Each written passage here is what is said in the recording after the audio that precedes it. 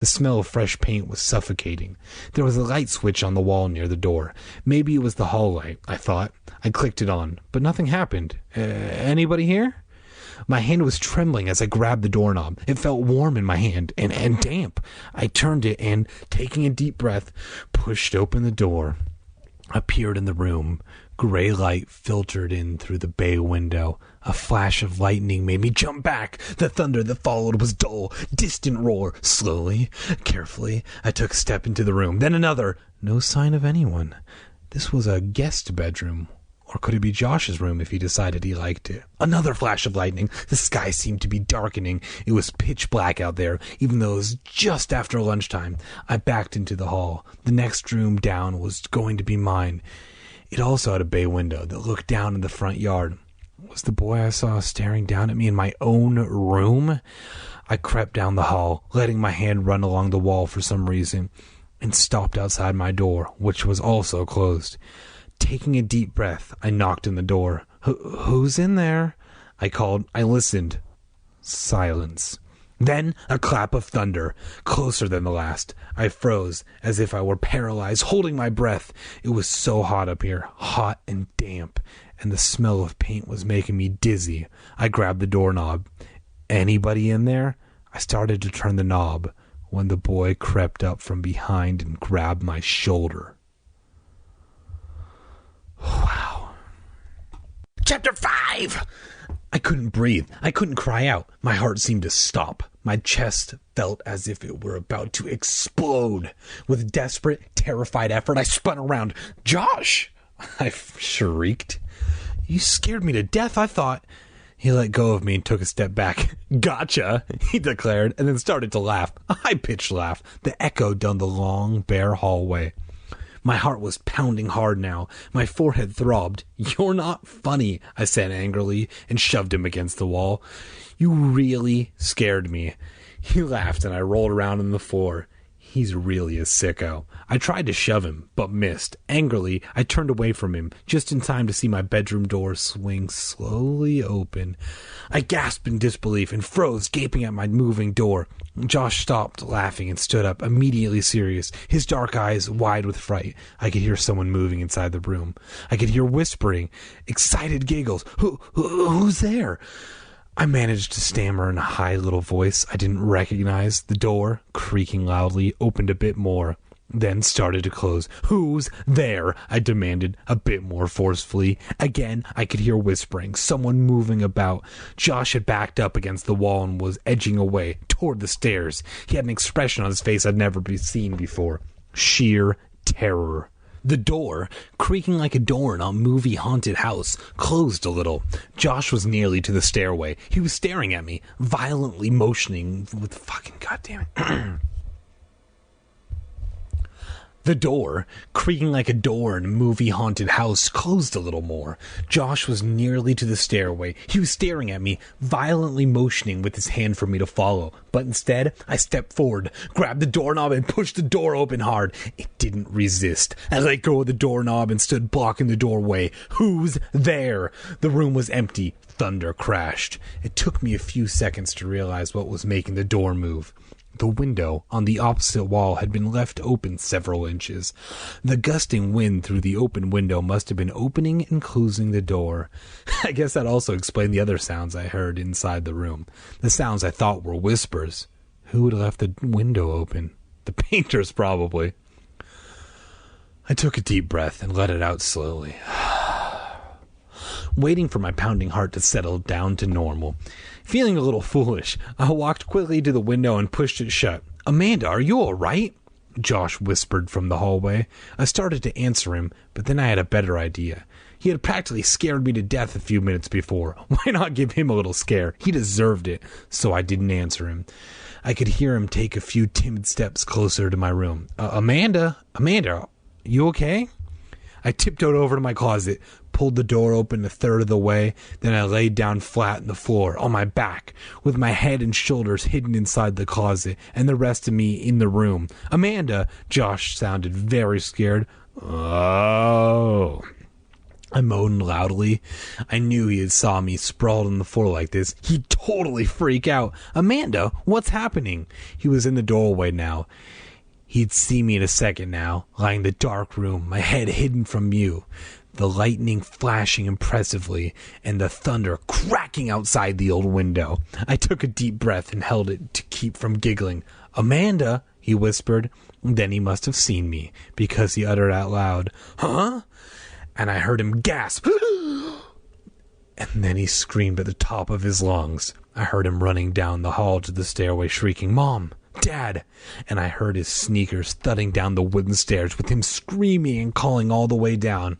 I snickered to myself. Then, before I could pull myself up, I felt a rough, warm tongue licking my face. Petey! He was licking my cheeks, licking my eyelids, licking me frantically, as if he was trying to revive me, or as if to let me know that everything was okay. Oh, Petey, Petey! I cried, laughing and throwing my arms around the sweet dog. Stop, you're getting me all sticky.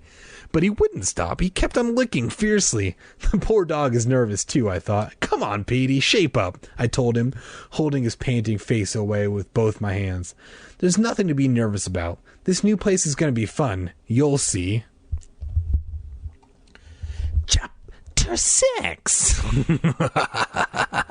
That night, I was smiling to myself as I fluffed up my pillow and slid it into bed. I was thinking about how terrified Josh had been that afternoon, how frightening he looked, even after I came prancing down the stairs, perfectly okay, how angry he was that I had fooled him. Of course, Mom and Dad didn't think it was funny. They were both nervous and upset because the moving van had just arrived, an hour late. They forced Josh and me to call a truce. No more scaring each other. It's hard not to get scared in this creepy old place, Josh muttered. But we reluctantly agreed not to play any more jokes on each other, if we could possibly help it. The men, complaining about the rain, started carrying in all of our furniture. Josh and I helped show them where we wanted stuff in our rooms. They dropped my dresser on the stairs, but only got a small scratch. The furniture looks strange and small in this big house. Josh and I tried to stay out of the way while Mom and Dad worked all day, arranging things, emptying cartons, putting clothes away. Mom even managed to get the curtains hung up in my room. What a day! Now, a little after 10 o'clock, trying to get to sleep for the first time in my new room, I turned on my side, then on my back. Even though this was my old bed, I couldn't get comfortable. Everything seemed so different, so wrong. The bed didn't face the same direction as my old room. The walls were bare. I hadn't had time to hang any of my posters. The room seemed so large and empty. The shadows seemed so much darker. My back started to itch, and then suddenly I felt itchy all over. The bed is filled with bugs, I thought, sitting up. But of course, that was ridiculous. It was the same old bed with clean sheets. I forced myself to settle back down and close my eyes. Sometimes, when I can't sleep, I count silently by twos, picturing each number on my mind as I think of it. It usually helps to clear my mind, so that I can drift off to sleep. I tried it now, burying my face in the pillow, picturing the numbers rolling past. 4, 6, 8. I yawned loudly, still wide awake at 20. I'm going to... Oh, wait, she said 220. I apologize. That's a much bigger number. I thought she was just kind of giving up pretty quickly. I'm going to be awake forever, I thought. I'm never going to be able to sleep in this new room.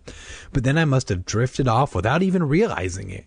I don't know how long I slept. An hour or 2 at most. It was a light, uncomfortable sleep. Then something woke me. I sat up, startled. Despite the heat of the room, I felt cold all over. Looking down to the end of the bed, I saw that I had kicked off the sheet and light blanket. With a groan, I reached down for them, but then I froze. I heard whispers. Someone was whispering across the room. Who's there? My voice was a whisper, too. Tiny and frightened, I grabbed my covers and then pulled them up to my chin. I heard more whispers. The room came into focus as my eyes adjusted to the dim light. The curtains, the long, sheer curtains from my old room that my mother had hung that afternoon, were fluttering at the window. So, that explained the whispers. The billowing curtains must have woken me up. A soft, gray light floated in from outside. The curtains cast moving shadows onto the floor of my bed. Yawning, I stretched and climbed out of bed. I felt chilled all over as I crept across the wooden floor to close the window. As soon as I came near, the curtains stopped billowing and floated back into place. I pushed them aside and reached to close the window. Oh! I uttered a soft cry, and I realized that the window was closed. But how could the curtains flutter like that with the window closed? I stood there for a while, staring out at the grays of light. There wasn't much of a draft. The window seemed pretty airtight. Had I imagined the curtains billowing? Were my eyes playing tricks on me? Yawning, I hurried back through the strange shadows to my bed and pulled the covers as high as they would go. Amanda, stop scaring yourself, I scolded. When I fell back to sleep a few minutes later, I had the ugliest, most terrifying dream. I dreamed that we were all dead. Mom, Dad, Josh, and me. At first, I saw us sitting around the dinner table in the new dining room. The room was very bright, so bright I couldn't see our faces very well. They were just a bright white blur. But then, slowly, everything came into focus, and I could see that beneath our hair, we had no faces. Our skin was gone, and only our gray-green skulls were left. Bits of flesh clung to my cheekbones. There were only deep black sockets where our eyes had been. The four of us, all dead, sat eating in silence. Our dinner plates, I saw, were filled with small bones. A big platter in the center of the table was piled high with gray-green bones. Human-looking bones. And then, in this dream, our disgusting meal was interrupted by a loud knocking on the door. An instant pounding that grew louder and louder. It was Kathy, my friend from back home. I could see her at her front door, pounding on it with both fists. I wanted to go and answer the door. I wanted to run from the dining room and pull the door and greet Kathy. I wanted to talk to Kathy. I wanted to tell her what had happened to me, to explain that I was dead and that my face had fallen away. I wanted to see Kathy so badly. But I couldn't get up from the table. I tried and tried, but I couldn't get up. The pounding on the door grew louder and louder until it was deafening, but I just sat there with my gruesome family, picking up bones from my dinner plate and eating them. I woke up with a start. The horror of the dream was still inside me. I could still hear the pounding in my ears. I shook my head, trying to chase the dream away. It was morning. I could tell from the blue of the sky outside the window. Oh, no, the curtains. They were billowing again, flapping noisily as they blew into the room. I sat up and stared. The window was still closed. Chapter 7. I'll take a look at that window. There must be a draft or a leak or something. Dad said at breakfast. He shoveled in another mouthful of scrambled eggs and ham. But Dad, it's so weird, I insisted, still feeling a little scared. The curtains were blowing like crazy and the window was closed. There might be a pane missing, Dad suggested. Amanda's a pane, Josh cracked, his idea of a really witty joke. Don't start with your sister, Mom said, putting her plate down on the table and dropping into her chair. She looked tired. Her black hair, usually carefully pulled back, was disheveled. She tugged at the belt on her bathrobe. Whew. I don't think I slept 2 hours last night. Neither did I said, sighing. I kept thinking that boy would show up in my room. Amanda, you've really got to stop this, Mom said sharply. Boys in your room, curtains blowing. You have to realize that you're nervous, and your imagination is working overtime. But Mom, I started. Maybe a ghost was behind the curtains, Josh said, teasing. He raised up his hands and made a ghostly ooh wail. Whoa, Mom put a hand on Josh's shoulder. Remember what you promised about scaring each other? It's going to be hard for all of us to adjust to this in place, Dad said. You may have dreamed about the curtains blowing, Amanda. You said you had bad dreams, right? The terrifying nightmare flashed back in my mind. Once again, I saw the big platter of bones on the table. I shivered. It's so damp in here, Mom said. A little sunshine will help dry the place out, Dad said. I peered out the window. The sky had turned solid gray. Trees seemed to spread darkness over our backyard. Where's Petey? I asked. Out back, Mom replied, swallowing a mouthful of eggs. He got up early, too. Couldn't sleep, I guess, so I let him out. What are we going to do today? Josh asked. He always needed to know the plan for the day, every detail, mainly so he could argue about it. Your father and I still have a lot of unpacking to do, Mom said, glancing to the back hallway, which was cluttered with unopened cartons.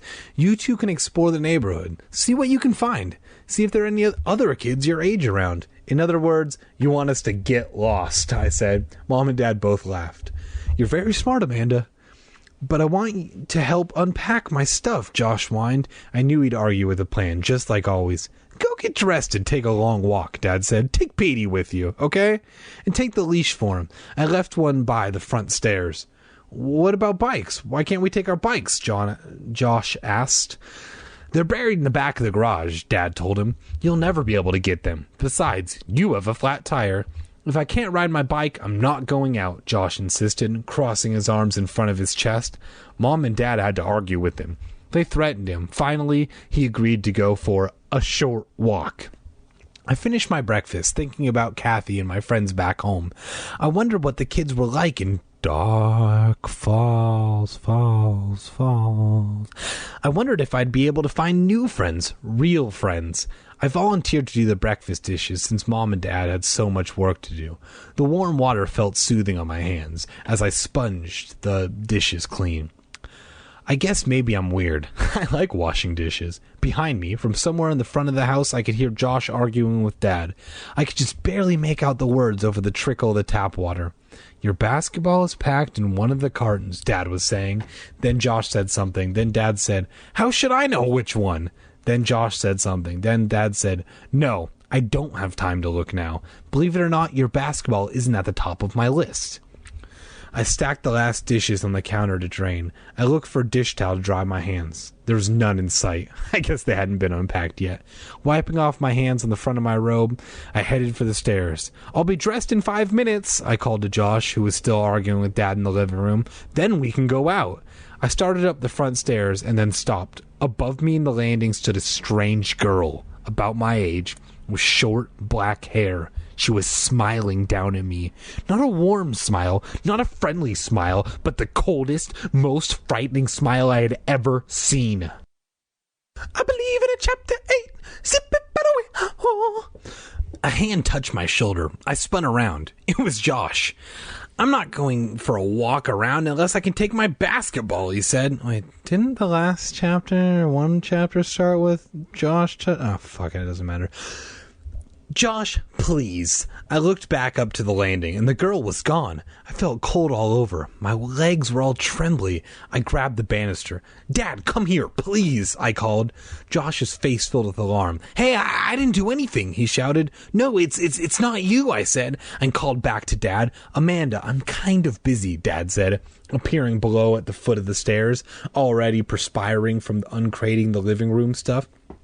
Dad, I saw somebody, I told him. Up there, a girl. I pointed. Amanda, please, he replied, making a face. Stop seeing things, okay? There's no one in this house except the 4 of us, and maybe a few mice. Mice? Josh asked with sudden interest. Really? Where? Dad, I didn't imagine it, I said, my voice cracking. I was really hurt that he didn't believe me. Amanda, look up there, Dad said, gazing up to the landing. What do you see? I followed his gaze. There's a pile of my clothes on the landing. Mom must have just unpacked them. It's just clothes, Dad said impatiently. It's not a girl. It's clothes. He rolled his eyes. Sorry, I said quietly, repeating it as I started up the stairs. Sorry. But I didn't feel sorry. I felt confused and still scared. Was it possible that I thought a pile of clothes was a smiling girl? No, I didn't think so. I'm not crazy, and I have really good eyesight. Then what's going on? I opened the door to my room, turned on the ceiling light, and saw the curtains billowing in front of the bay window. Oh no, not again, I thought. I hurried to them. This time the window was open. Who opened it? Mom, I guess. Warm, wet air blew into the room. The sky was heavy and gray. It smelled like rain. Turning to my bed, I had another shock. Someone laid out an outfit for me. A pair of faded jeans and a pale blue sleeveless t-shirt. They were spread out side by side at the foot of my bed. Who put them there, Mom? I stood at the doorway and called to her. Mom! Mom! Did you pick out clothes for me? I could hear her shouting something from downstairs, but couldn't make out the words. Calm down, Amanda, I told myself. Calm down. Of course Mom pulled the clothes out. Of course Mom put them there. From the doorway, I heard whispering in my closet. Whispering and hushed giggling behind the closet door. This was the last straw. What's going on here? I yelled at the top of my lungs and stormed over the closet and pulled open the door. Frantically, I pushed clothes out of the way. No one was there. Mice? I thought. Had I heard mice that Dad was talking about? I've got to get out of here, I said aloud. The room, I realized, was driving me crazy. No, I was driving myself crazy. Imagining all these weird things. There was a logical explanation for everything. Everything. As I pulled up my jeans and fastened them, I said the word logical over and over in my mind. I said it so many times that it didn't sound like a real word anymore. Calm down, Amanda. Calm down. I took a deep breath and held it to 10. Boo! Josh cut it out. You didn't scare me, I told him, sounding more cross than I meant to. Let's get out of here, he said, staring at me from the doorway. This place gives me the creeps. Huh? You too? What's your problem? He started to say something, then stopped. He suddenly looked embarrassed. Forget it, he muttered. No, tell me, I insist. What were you going to say? He kicked at the floor molding. I had a really creepy dream last night, he finally admitted, looking past me to fluttering curtains in the window. A dream? I remembered my horrible dream. Yeah, there were these two boys in my room, and they were mean. What did they do? I asked Josh. I don't remember, Josh said, avoiding my eyes. I just remember that they were scary. And what happened? I turned to the mirror to brush my hair. I woke up, he said, and then added impatiently, come on, let's go. Did the boys say anything to you? I asked. No, I don't think so, he answered thoughtfully. They just laughed. Well, giggled, sort of. I don't want to talk about it anymore, he snapped. Are we going to go for this dumb walk or not? Okay, I'm ready, I said, putting down my brush, taking one last look in the mirror. Let's go for this dumb walk. I followed him down the hall. As we packed the stack of clothes on the landing, I thought about the girl I had seen standing there, and I thought about the boy in the window when we first arrived, and the two boys Josh had seen in his dream. I decided it proved that Josh and I were both really nervous about moving to this place. Maybe Mom and Dad were right. We were letting our imaginations run away with us. It had to be our imaginations. I mean, what else could it be? Chapter 9. A few seconds later, we stepped into the backyard to get Petey. He was as glad to see us as ever, leaping on us with his muddy paws, yapping excitedly, running in frantic circles through the leaves. It cheered me up just to see him. It was hot and muggy, even though the sky was gray. There was no wind at all. The heavy old trees stood as still as statues. We headed down the gravel driveway toward the street, our sneakers kicking at the dead brown leaves. Petey running in zigzags at our sides, first in front of us, then behind. At least Dad hasn't asked us to rake all these old leaves, Josh said. He will, I warned. I don't think he's unpacked the rake yet. Josh made a face. We stood at the curb, looking up at our house. The two second-floor bay windows staring back at us like eyes. The house next door, I noticed for the first time, was about the same size as ours, except it was shingle instead of brick. The curtains in the living room were drawn shut. Some of the upstairs windows were shuttered. Tall trees cast the neighbor's house into darkness, too. Which way? Josh asked, tossing a stick for Petey to chase. I pointed up the street. The school's up that way. Let's check it out. The road sloped uphill, and Josh picked up a small tree branch from the side of the road and used it as a walking stick. Petey kept trying to chew on it while Josh walked. We didn't see anyone on the streets or anyone in the front yards we passed by. No cars went by. I was beginning to think the whole town was deserted until the boy stepped out from behind the low hedge. He popped out so suddenly, both Josh and I stopped in our tracks. Hi, he said shyly, giving us a little wave. Hi, Josh and I answered at the same time. Then, before we could pull him back, Petey ran up to the boy, sniffed his sneakers, and began snarling and barking. The boy stepped back and raised his hands as if he were protecting himself. He looked really frightened. "Petey, stop!" I cried. Josh grabbed the dog and picked him up, but he kept growling. He doesn't bite, I told the boy. He usually doesn't bark either. I'm sorry. That's okay, the boy said, staring at Petey, who was squirming to get out of Josh's arms. He probably smells something on me. "Petey, stop," I shouted. The dog wouldn't stop squirming. "You don't want the leash, do you?" The boy had short, wavy blonde hair and a very pale blue pair of eyes. He had a funny turned-up nose that seemed out of place on his serious-looking face. He was wearing a maroon, long-sleeved sweatshirt, despite the mugginess of the day, and a black, straight-leg jeans. He had blue baseball cap stuffed into the back pocket of his jean. "I'm Amanda Benson," I said, "and this is my brother, Josh." Josh hesitantly put Petey back on the ground. The dog yipped once, stared up at the boy, whimpered softly, then sat down on the street and began to scratch himself. "I'm Ray Thurston," the boy said, stuffing his hands into his jeans pockets, staring warily at Petey. He seemed to relax a little, though, seeing that dog had lost interest in barking and growling at him. I suddenly realized that Ray looked familiar. Where had I seen him before? Where? I stared at him until I remembered, and then I gasped in sudden fright. Ray was the boy in my room, the boy in the window. "You!" I stammered accusingly. "You were in the house." He looked confused. "Huh? You were in my room, right?" I insisted. He laughed. "I don't get it," he said. "In your room?" Petey raised his head and gave a low growl in Ray's direction. Then he went back to his serious scratching. "I thought I saw you," I said, beginning to feel a little doubtful. Maybe it wasn't him. Maybe. "I haven't been in your house in a long time," Ray said, looking down warily at Petey. "A long time?" "Yeah, I used to live in your house," he replied. "Huh?" Josh and I stared at him in surprise. "Our house?" Ray nodded. "When we first moved here," he said. He picked up a flat pebble and heaved it down the street. Petey growled, started to chase it, changed his mind, and plopped back down the street, his stub of a tail wagging excitedly. Heavy clouds lowered across the sky. It seemed to grow darker. "Where do you live now?" I asked. Ray tossed another stone, then pointed up the road.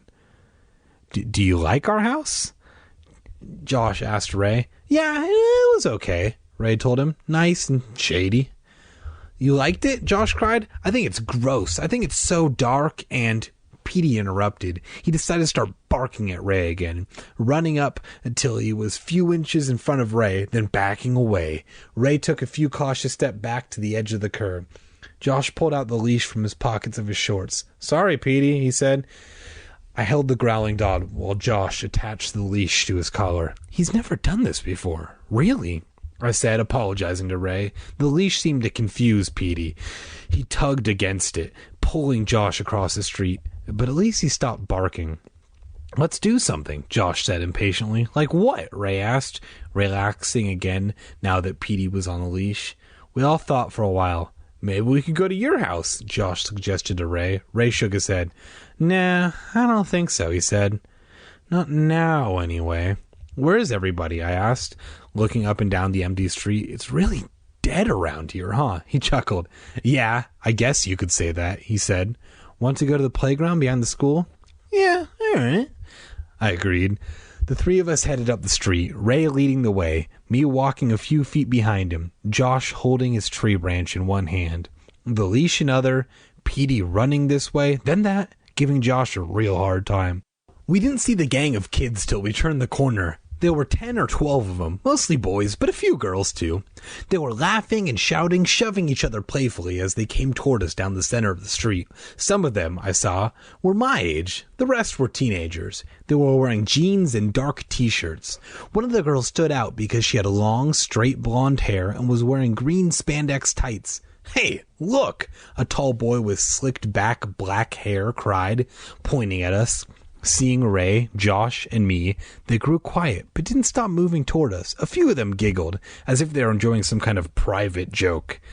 The three of us stopped and watched them approach. I smiled and waited to say hi. Petey was pulling at his leash and barking his head off. "Hi, guys," the tall boy with the black hair said, grinning. The others thought that this was funny for some reason. They laughed. The girl in the green tights gave a short, red-haired boy a shove that almost sent him sprawling into me. "How's it going, Ray?" a girl with short black hair asked, smiling at Ray. "Not bad. Hi, guys," Ray answered. He turned to Josh and me. "These are some of my friends. They're all from the neighborhood." "Hi," I said, feeling awkward. I wish Petey would stop barking and pulling at his leash like that. Poor Josh was having a terrible time holding on to him. "This is George Carpenter," Ray said, pointing at the short, red-haired boy who nodded, "and Jerry Franklin, Carrie Somerset, Bill Gregory." He went around the circle naming each kid. I tried to remember all the names, but of course it was impossible. "How do you like Dark Falls?" one of the girls asked me. "I don't really know," I told her. "It's my first day here, really. It seems nice." Some of the kids laughed at my answer for some reason. "What kind of dog is that?" George Carpenter asked Josh. Josh, holding tight to the leash handle, told him. George stared hard at Karen Somerset. Fuck. No, he didn't. He stared hard at Petey, studying him, as if he had never seen a dog like Petey before. Karen Somerset, a tall, pretty girl with short blonde hair, came up to me while some of the other kids were admiring Petey. "You know, I used to live in your house," she said softly. "What?" I wasn't sure I'd heard her correctly. "Let's go to the playground," Ray said, interrupting. No one responded to Ray's suggestion. They grew quiet. Even Petey stopped barking. Had Karen really said that she lived in our house? I wanted to ask her, but she had stepped back into the circle of kids. The circle. My mouth dropped open as I realized they had formed a circle around Josh and me. I felt a stab of fear. Was I imagining it? Was something going on? They all suddenly looked different to me. They were smiling, but their faces were tense, watchful, as if they were expecting trouble. Two of them, I noticed, were carrying baseball bats. The girl with the green tights stared at me, looking me up and down, checking me out. No one said a word. The street was silent except for Petey, who was now whimpering softly. I suddenly felt very afraid. Why were they staring at us like that? Or was my imagination running away with me again? I turned to Ray, who was still beside me. He didn't seem at all troubled, but he didn't return my gaze. Hey, guys, I said. "What's going on?" I tried to keep it light, but my voice was a little shaky. I looked over at Josh. He was busy soothing Petey. I hadn't noticed that things had changed. The two boys with baseball bats held them waist high and moved forward. I glanced around the circle, feeling the fear tighten in my chest. The circle tightened. The kids were closing in on us. Oh man, those